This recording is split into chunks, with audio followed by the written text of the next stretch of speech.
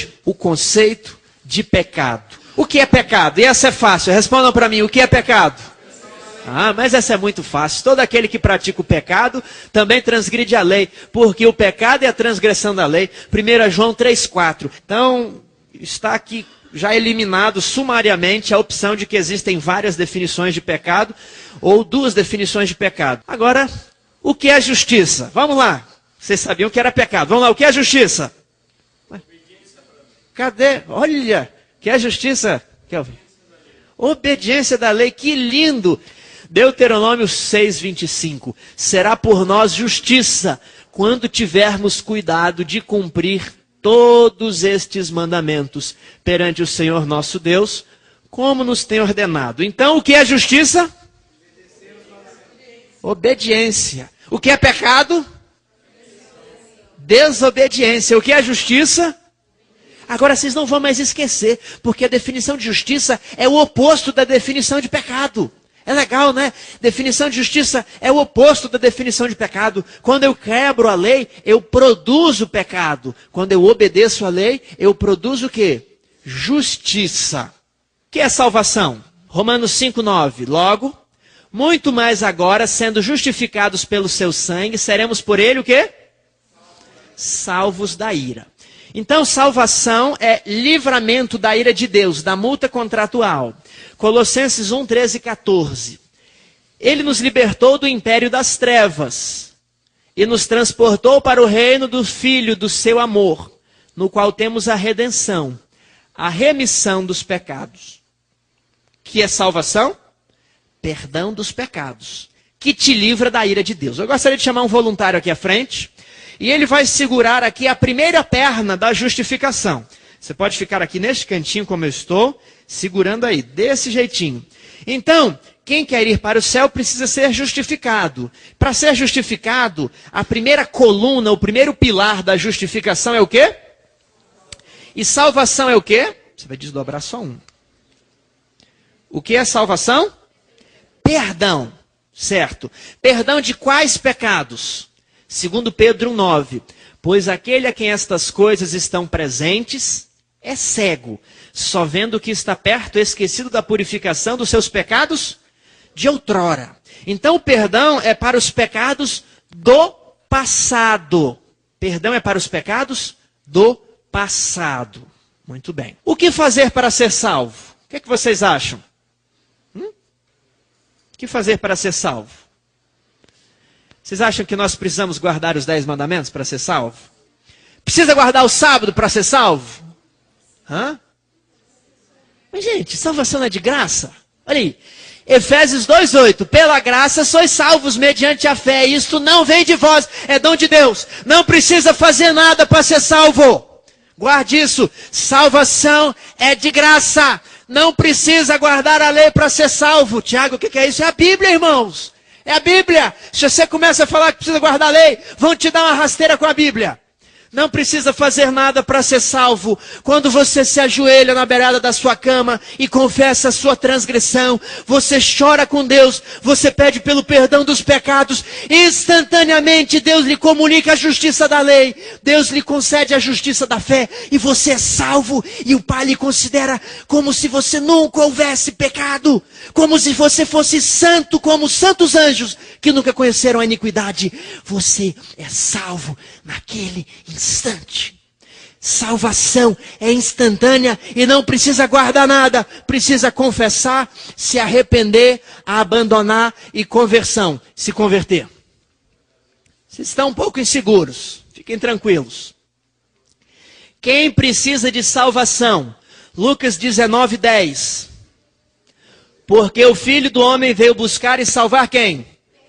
Anjo precisa de salvação? Eu vou pegar o que a irmã falou, a senhora me permite? Ela disse que o anjo já tem a salvação pela fé, ok. Nós somos salvos de quê mesmo? Da ira de Deus. Como que os anjos que nunca pecaram são salvos pela fé da ira de Deus? Está me entendendo?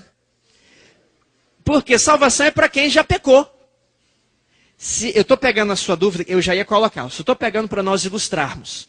A salvação é para quem já pecou. Anjo não precisa de salvação. Anjo precisa de salvação? Não. Adão no Éden precisava de salvação? Não, porque não havia caído. Salvação é para quem está perdido, para quem está condenado sob a ira de Deus, para quem tem pecados. Os anjos jamais teriam conhecido graça. Os anjos jamais teriam conhecido o plano da salvação se não fosse a queda do homem. Mas os anjos precisam de obedecer?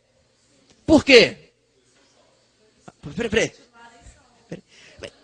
Eles vão continuar, os irmãos responderam aqui, os anjos precisam obedecer para eles continuarem salvos. Mas salvos de quê? Eles nunca pecaram, eles vão continuar salvos de quê? Está me compreendendo, irmão? Se você é salvo, implica que você um dia esteve perdido. Está compreendendo? Salvação é para quem esteve um dia perdido. Os anjos não estão na condição de salvos, porque nunca estiveram perdidos.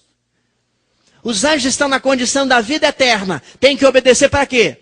Para manter a vida eterna. Adão, se quisesse ter a vida eterna, precisava o quê? Ter obedecido no Éden. Então, obediência é critério de quê? Vem cá, um próximo voluntário. Obediência é critério de quê? E vida eterna não é a mesma coisa que salvação. Salvação é o quê? Ó, é pela graça, ok? Ok? E a vida eterna aqui é o quê? Vida eterna, qual que é o critério da vida eterna? Obediência. Os anjos precisam obedecer? Os anjos precisam obedecer? Porque faz parte do contrato com eles no céu. Esse é o critério da vida eterna, a obediência. Então, obediência não tem a ver com salvação. Você está perdido porque você já não obedeceu. Obediência tem a ver com vida eterna. É critério da vida eterna. Já era obrigação de Adão obedecer antes de conhecer salvação. Já era obrigação dos anjos obedecer no céu. E quando nós formos salvos, teremos que continuar obedecendo, porque esse já era o critério do contrato antes. Esses termos precisam estar claros na nossa mente, senão a justificação vai ficar confusa e vamos nos atacar de legalistas, de estarem promovendo a salvação pelas obras. Salvação é só pela graça e não precisa obedecer. Agora, vida eterna é só para quem obedece, é só para quem guarda os 10 mandamentos. Para que serve a salvação? João 8,11. Então lhe disse Jesus, nem eu tampouco te condeno. Vai? Vamos ler isso aqui? Olha aqui. Nem eu tampouco te condeno. Salvação. Vai. E não peques mais. Você recebe a salvação para depois entrar no critério de quê? Da vida eterna. Ok? Exemplo, pessoa que está se afogando é puxada para dentro de um barco. Isso é salvação. Agora, para não mais se afogar, ela deve permanecer dentro do barco. Se ela pular na água novamente, poderá se afogar e, novamente, precisará de salvação. Quais os requisitos da vida eterna? Já lemos quando o jovem pergunta, mestre, que farei eu de bom para alcançar a vida eterna? O que Deus falou? Obediência. Guarda os mandamentos. A guarda da lei, a guarda do sábado são requisitos da vida eterna e não da salvação. Mas uma vez salvos, aí começa a nossa necessidade de guardar a lei, não para sermos salvos, mas para cumprirmos o que a vida eterna nos exige. Uma vez salvos, é possível perder a salvação? Essa salvação aqui, ela é definitiva ou ela é provisória? Provisória. Lembram do caso da parábola do rei que perdoou uma grande dívida ao seu servo? E ele disse o que ao seu servo? Depois que o seu servo não perdoou o conservo. Não perdoei-te eu toda aquela dívida? E o entregou à prisão. E aí Jesus conclui, assim também o meu Pai vos fará. Ou seja, foi perdoado, foi salvo, recebeu a graça.